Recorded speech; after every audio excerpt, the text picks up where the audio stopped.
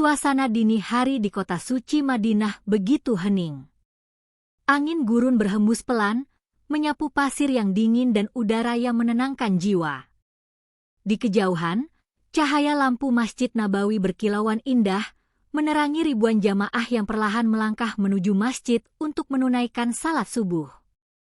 Waktu itu, sekitar pukul 3 pagi, suasana masih sepi, hanya ada lantunan doa dan suara langkah kaki jamaah.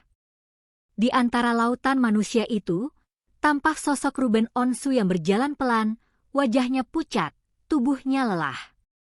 Ia sudah beberapa hari berada di Madinah, menunaikan ibadah umrah sambil membawa beban hati yang berat.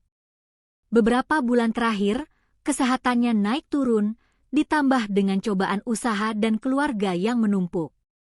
Ruben hanya bisa pasrah, berharap keberkahan dari tanah suci bisa menenangkan hatinya. Tapi siapa sangka, pagi itu sebelum subuh, sebuah peristiwa tak terduga membuatnya menangis terseduh di pelataran Masjid Nabawi. Ruben semula hanya ingin duduk sebentar, menunggu azan subuh. Namun matanya tertumbuk pada seorang wanita sederhana yang duduk bersila di sudut dekat pagar masjid. Wajahnya lusuh, bajunya sederhana, tidak mencerminkan jamaah kaya raya. Namun ada ketenangan dan kesabaran yang terpancar dari sorot matanya. Ruben tertegun. Sosok itu mirip sekali dengan Empok Alpa, komedian yang ia kenal di Indonesia. Hatinya sempat berdesir, tapi ia ragu. Bagaimana mungkin Empok Alpa ada di sini, duduk sendirian, tanpa rombongan? Ia mendekat perlahan, mencoba memastikan, dan benar saja, itu memang Empok Alpa. Tapi kondisinya sangat berbeda. Rambutnya berantakan tertutup jilbab hitam tipis, wajahnya sembab seperti habis menangis. Ia terlihat menunduk, memegang tas kecil yang sudah robek di pinggirannya. Ruben terkejut bukan main. Empok? Astagfirullah, beneran Empok Alpa? Bisiknya, tak percaya dengan matanya sendiri. Empok Alpa menoleh, matanya berkaca-kaca. Begitu melihat Ruben, ia langsung menutup wajahnya dengan tangan. Tangisnya pecah, tubuhnya bergetar hebat. Ruben semakin bingung. Ia mendekat, berjongkok di depannya. Empok, kenapa lu di sini sendirian? Mana rombongan? Mana keluarga? Tanyanya terbata. Empok Alpa tidak langsung menjawab, suaranya tercekat oleh tangis. Setelah beberapa menit, ia akhirnya bercerita dengan suara lirih. Ben, gua kesini pakai tabungan sendiri. Gua udah lama niat banget ke Tanah Suci.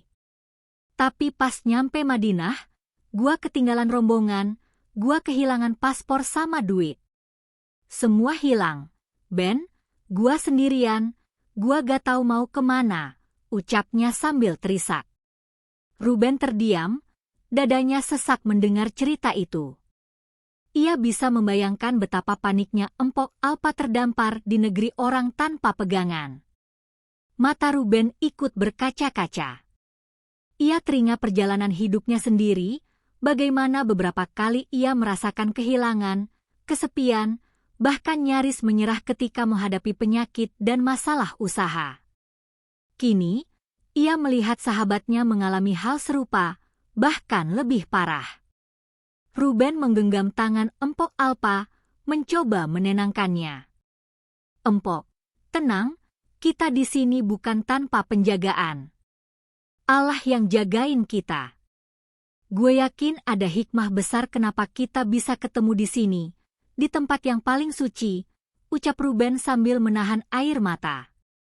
Tapi Empok Alpa tetap menangis, tubuhnya gemetar. Ben, gua takut. Gua gak bisa tidur, gua gak makan dari kemarin. Gua takut hilang, takut diusir dari sini, katanya dengan nada putus asa. Ruben langsung berdiri, menuntun Empok Alpa masuk lebih dekat ke area masjid. Ia lalu mencari petugas, menjelaskan kondisi Empok Alpa, hingga akhirnya mereka mendapat sedikit bantuan. Ruben bahkan rela menukar sebagian uangnya untuk memastikan sahabatnya itu bisa makan dan istirahat. Namun, justru saat itulah kejadian menegangkan terjadi. Di tengah kerumunan jamaah, tiba-tiba terdengar suara keras. Seorang pria asing mendekat dengan wajah garang, menuduh Empok Alpa sebagai pencuri. Katanya, wanita itu mengambil tas milik jamaah lain. Semua orang kaget, jamaah menoleh, sebagian mulai bersuara lirih, mencurigai Empok Alpa. Ia panik, wajahnya pucat pasi. Demi Allah gua gak ngambil apa-apa, Ben. Gua cuma duduk di situ dari tadi, teriaknya sambil gemetar. Ruben terperangah, darahnya mendidih. Ia tahu betul Empok Alpa tidak mungkin melakukan itu. Dengan lantang ia membela, jangan asal nuduh. Ini sahabat saya, dia gak ngambil apapun. Jangan bikin fitnah di tanah suci, teriak Ruben dengan suara bergetar. Keributan makin besar, beberapa jamaah mencoba menengahi. Petugas keamanan masjid datang, memeriksa tas Empok Alpa. Semua orang menahan napas. Hati Ruben dak-dikduk, takut kalau ada yang sengaja menyelipkan sesuatu untuk menjebak sahabatnya. Tapi begitu dibuka, tas itu kosong, hanya berisi mukena lusuh, Al-Quran kecil, dan botol air zam-zam. Tak ada barang curian. Semua jamaah terdiam.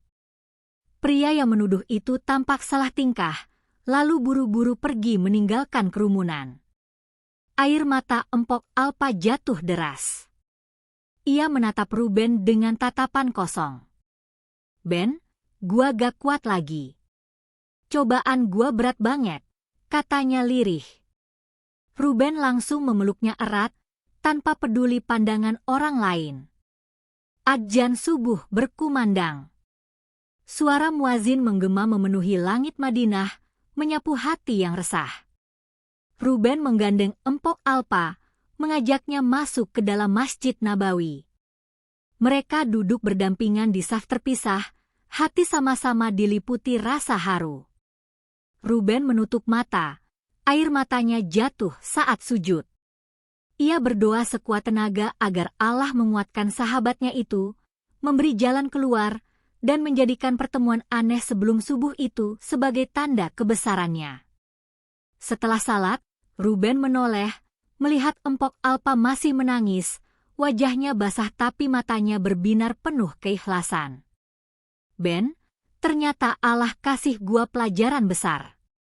Selama ini gua cuma bisa bikin orang ketawa, tapi lupa bersyukur. Di sini, gua sadar, ternyata gua gak punya apa-apa selain doa dan iman, ucapnya pelan. Ruben ikut menangis. Ia sadar, kejadian itu bukan kebetulan. Pertemuan mereka di Tanah Suci, di waktu yang sunyi, sebelum subuh, adalah cara Allah menunjukkan kuasanya. Video dan foto mereka yang menangis bersama sempat diabadikan oleh jamaah lain, lalu menyebar luas di media sosial. Publik geger. Banyak yang terharu, banyak pula yang meneteskan air mata melihat artis papan atas dan komedian sederhana bisa saling menguatkan di Masjid Nabawi. Kisah itu viral, bukan karena sensasi, melainkan karena keikhlasan dan pelajaran hidup yang mendalam.